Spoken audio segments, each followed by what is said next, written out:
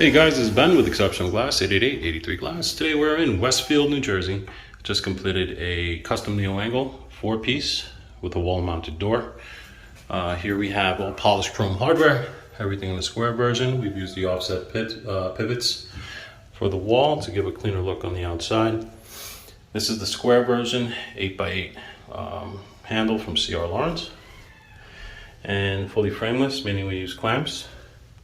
And with the custom angles, we used custom adjustable top over sleeve clamps.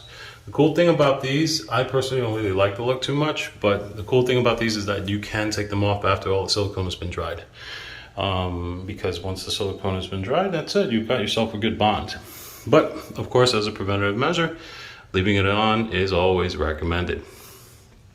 All right, and on this one, we also have 1/2 inch low iron shower guard glass. And that's it.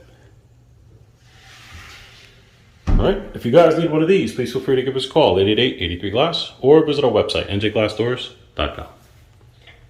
Hey guys, thank you for watching the video. Don't forget to click like and to subscribe to see our latest DIY videos on how you can fix your own freaking shower door. And click a like, thumbs up, or a bear spider will crawl on your face.